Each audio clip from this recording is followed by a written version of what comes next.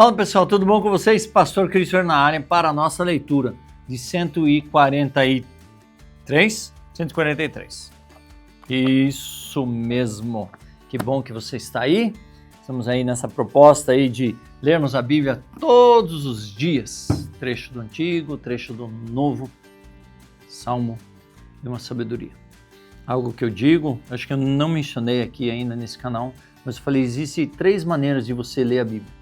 Uma, você fazer a devocional, né, que provavelmente eu farei logo, onde você pega trechos da Bíblia e você medita sobre esses trechos bíblicos, né?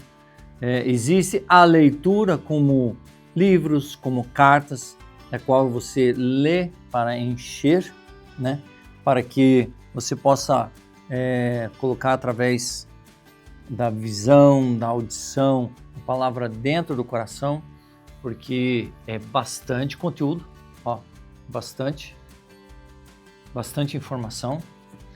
E existe o estudo, daí tem outras bíblias que eu tenho, que daí é para estudo, onde você vai pegar um tema, você vai destrinchar, você vai procurar no grego, você vai procurar onde for. Então assim, existem 3 maneiras de você fazer isso, e essa daqui é a da leitura diária da Palavra de Deus, e que ela transforme as nossas vidas, o nosso ser, e que a gente possa cada dia ser alimentado e que a nossa mente possa estar conectada a Ele. E quanto mais nós lemos, menos nós precisamos lutar com o inimigo interior que é nosso, né? E o pecado do qual nós estamos atrelados por esse corpo aqui. Então os desafios do dia a dia é no Espírito que nós vencemos. Beleza? Pega a sua Bíblia e vamos lá para a nossa leitura do dia de hoje.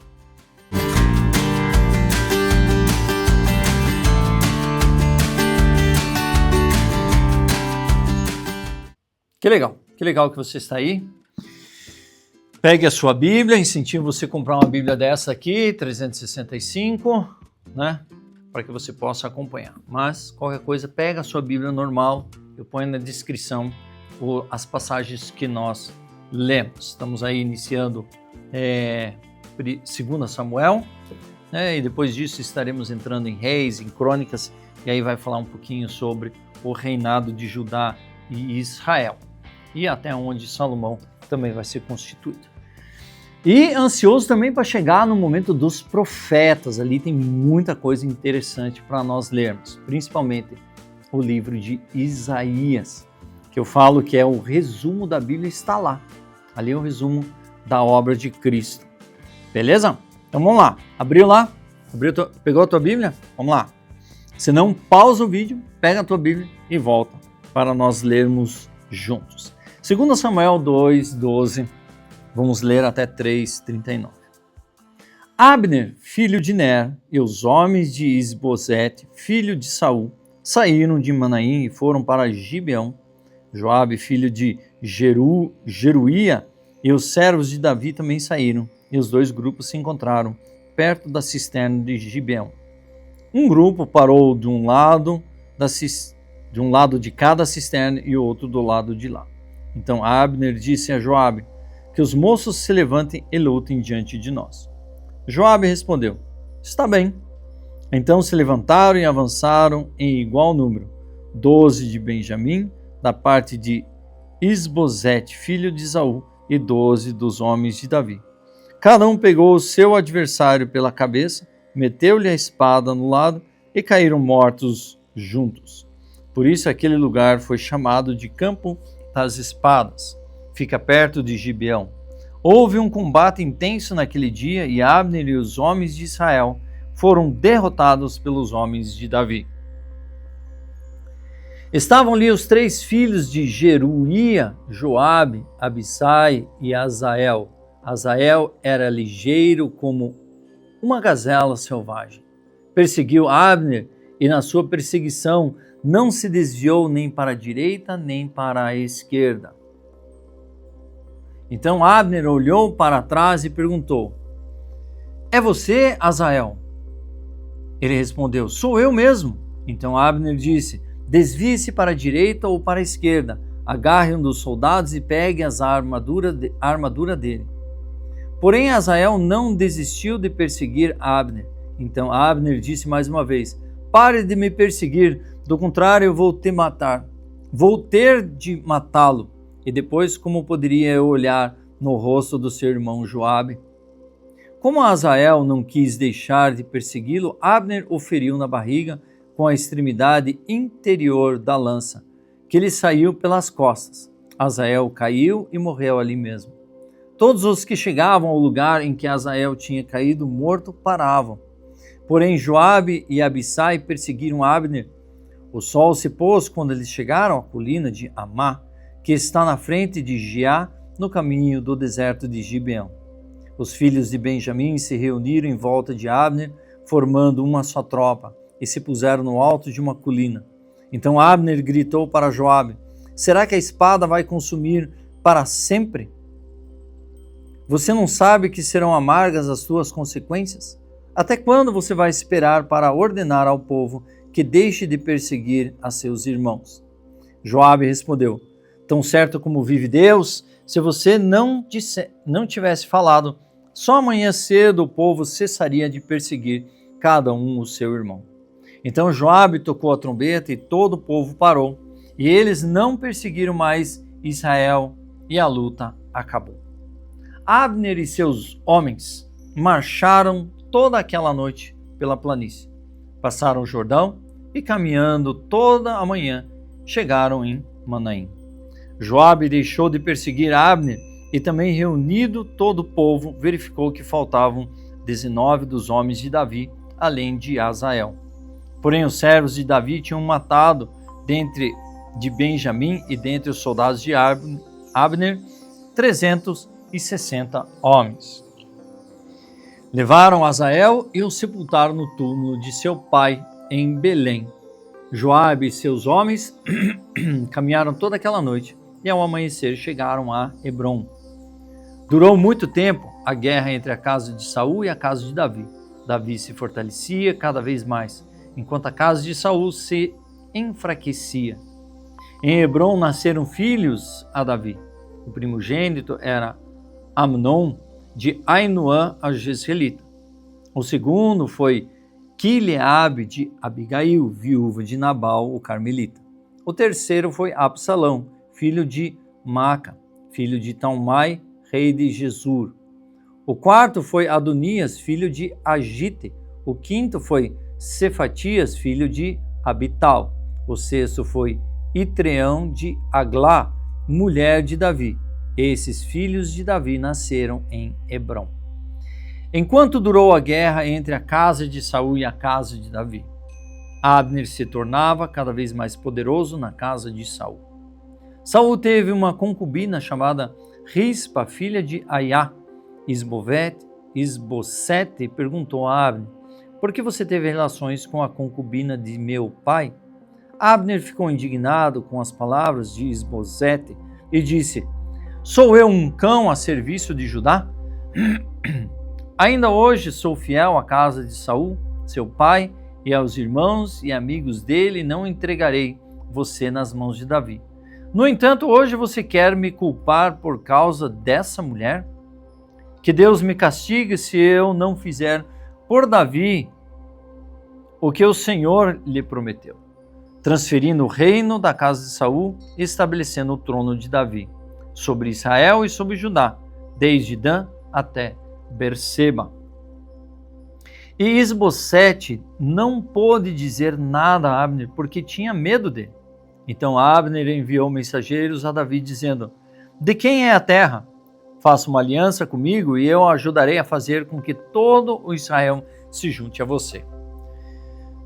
Davi respondeu: muito bem, farei uma aliança com você, porém uma coisa exijo. Quando vier falar comigo, você não verá a minha face, se primeiro não me trouxer Mical, filha de Saul. Davi também enviou mensageiros a Isbosete, filho de Saul, dizendo: dê-me de volta a minha mulher Mical, para poder casar com ela. Dei como pagamento como prepúcios de filisteus. Então Isbosete mandou tirá-la de seu marido Paltiel, filho de Laís. Seu marido a acompanhou, caminhando e chorando atrás dela até Baurim. Então Abner disse a ele: agora vai e volte para casa. E ele voltou. Abner falou com os anciãos de Israel, dizendo: no passado vocês queriam que Davi reinasse sobre vocês. Façam isso agora, porque o Senhor falou a Davi, dizendo: por meio de Davi, meu servo, livrarei o meu povo das mãos dos filisteus e das mãos de todos os seus inimigos. Abner falou também com a tribo de Benjamim, e então ele foi dizer a Davi em Hebrom tudo o que agradava a Israel e toda a casa de Benjamim. Abner foi falar com Davi em Hebrom e 20 homens estavam com ele. Davi ofereceu um banquete a Abner e aos homens que tinham vindo com ele. Então Abner disse a Davi: eu me levantarei e irei para ajudar todo o Israel ao rei meu senhor, para fazerem aliança com o rei. O meu senhor reinará sobre tudo o que quiser. Então Davi deixou que Abner partisse e ele se foi em paz. Eis que os servos de Davi e Joabe vieram de uma investida e traziam consigo grande despojo. Mas Abner já não estava com Davi em Hebrom, porque este o havia deixado ir embora, e ele tinha ido em paz. Quando Joabe chegou com toda a tropa que estava com ele, disseram-lhe: Abner, filho de Ner, veio falar com o rei, que deixou que ele fosse embora em paz. Então Joabe foi falar com o rei e lhe disse: o que foi que o Senhor fez? Eis que Abner esteve aqui e o Senhor o deixou ir embora? Agora ele se foi. O Senhor bem conhece Abner, filho de Ner. Veio para enganá-lo, para observar os seus movimentos e sondar todos os seus planos. Ao sair da presença de Davi, Joabe enviou mensageiros atrás de Abner, e eles o trouxeram de volta, desde a cisterna de Sirá, sem que Davi o soubesse. Quando Abner voltou a Hebrom, Joabe o levantou para um lado no interior do portão da cidade para lhe falar em segredo, e ali o feriu na barriga. E assim Abner morreu por ter derramado o sangue de Asael, irmão de Joabe. Depois, quando Davi ficou sabendo disso: e o meu reino somos inocentes diante do Senhor para sempre do sangue de Abner, filho de Ner. Que esse sangue caia sobre a cabeça de Joabe e sobre toda a casa de seu pai. Que nunca falte na casa de Joabe quem tenha fluxo, quem seja leproso, quem se apoie em muleta, quem caia à espada, quem necessite de pão. Assim Joabe e seu irmão Abissai mataram Abner, porque este tinha matado Asael, o irmão deles, na batalha de Gibeão. Então Davi disse a Joabe e a todo o povo que estava com ele: rasguem as suas roupas, vistam-se de panos de saco e façam lamentação por Abner. E o próprio rei Davi ia seguindo o caixão. Sepultaram Abner em Hebrom. O rei levantou a voz e chorou junto à sepultura de Abner, e todo o povo também chorou. E o rei fez a seguinte lamentação por Abner: porque Abner teve de morrer como se fosse um tolo, as suas mãos não estavam atadas, nem estavam acorrentadas os seus pés. Você caiu como quem cai diante dos filhos da maldade. E todo o povo chorou muito mais por ele. Então todo o povo veio fazer com que Davi comesse pão, sendo ainda dia. Mas Davi fez um juramento: que Deus me castigue severamente se eu provar pão ou qualquer outra coisa antes do sol se ponha. Todo o povo notou isto e aprovou essa atitude, assim como aprovava tudo que o rei fazia. Naquele dia, todo o povo e todo Israel ficaram sabendo que o rei não tinha nada a ver com a morte de Abner, filho de Ner. Então o rei disse aos seus servos: saibam que hoje caiu em Israel um príncipe e um grande homem. Hoje sou fraco, embora ungido rei. Esses homens, os filhos de Zeruia, são mais fortes do que eu. Que o Senhor retribua ao que fez esse mal, como ele merece.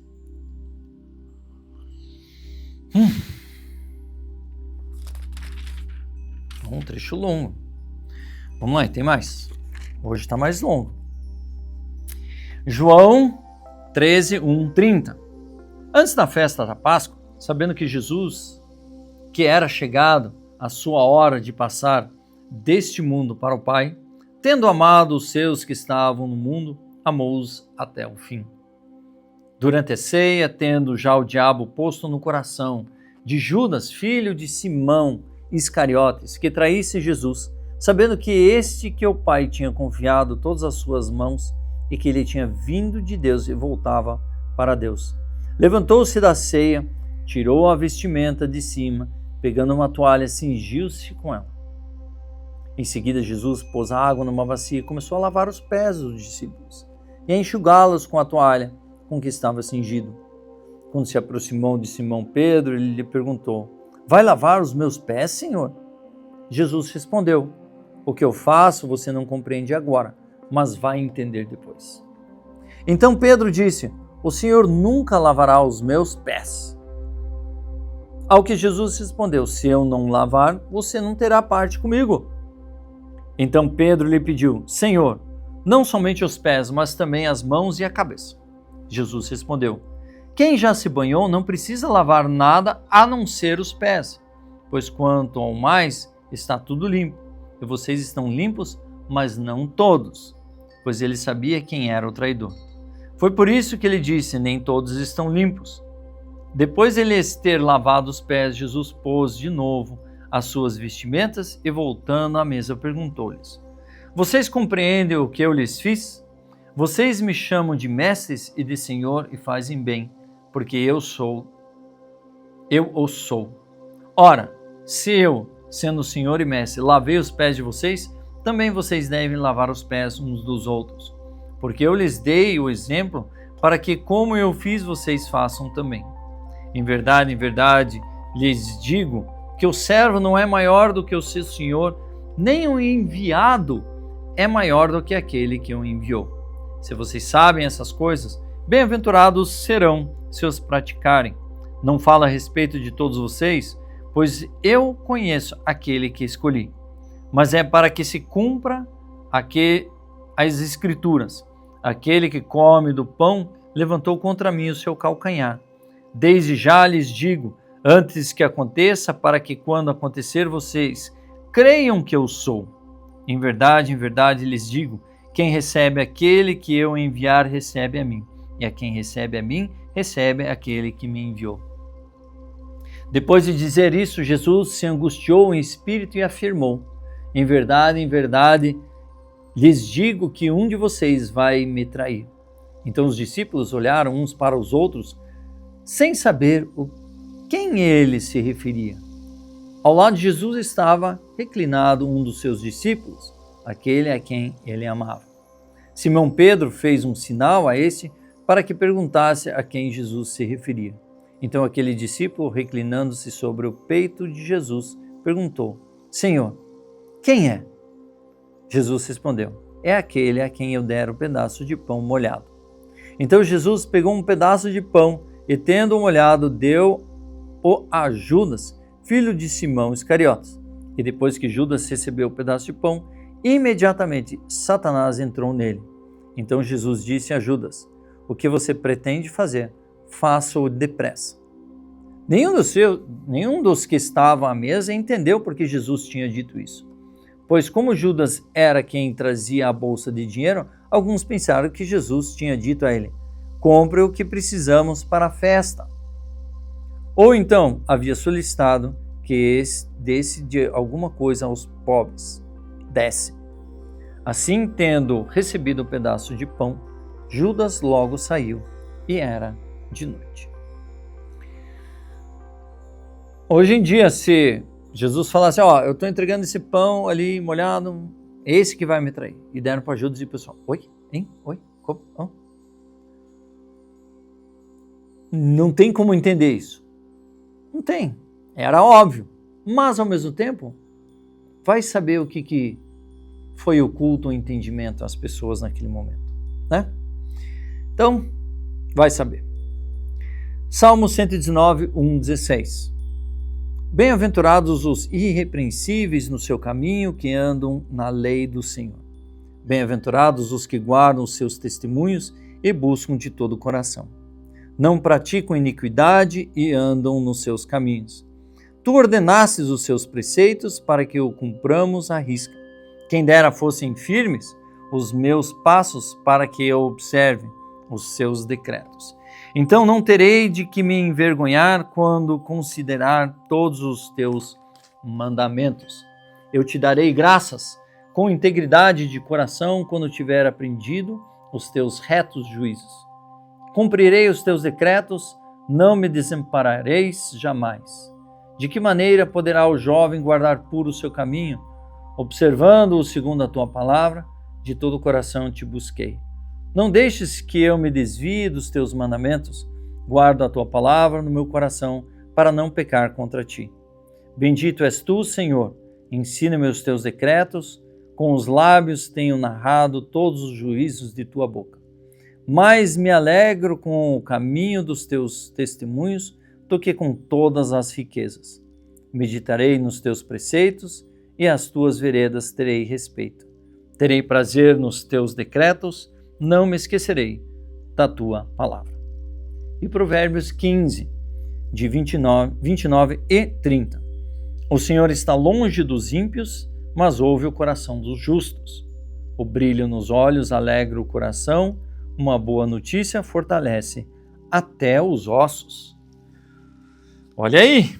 E assim vai desenrolando as duas histórias. Jesus que está indo para o finalmente e Davi que está sendo coroado e tem toda uma trama ali envolvida. E a gente vai vendo o desenvolvimento dele. E as lutas que Deus vai... as lutas que Davi vai enfrentar e além de muitos momentos em que Davi vai errar. Muitos. Só que há algo interessante.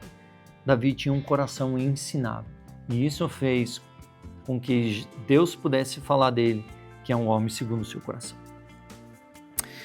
Beleza? E assim terminamos a nossa leitura de hoje. Eu sou o pastor Christopher. Muito bem-vindo, você que está aí, que é novo. Assine o canal, ative o sininho para não perder os próximos vídeos. Dá um like para o YouTube entender que é relevante a leitura da palavra de Deus para a plataforma e também compartilhe com amigos, colegas, familiares para caminharem juntos numa jornada de leitura diária para a glória do Senhor e que sejamos transformados por ela, porque ela é uma faca de dois gumes, ela entra para discernir as coisas da alma e do espírito. Isso nós vamos ler lá em Hebreus, ok? Mas chegaremos lá, tá bom? Deus abençoe vocês, eu espero vocês para a leitura da Bíblia no dia de amanhã.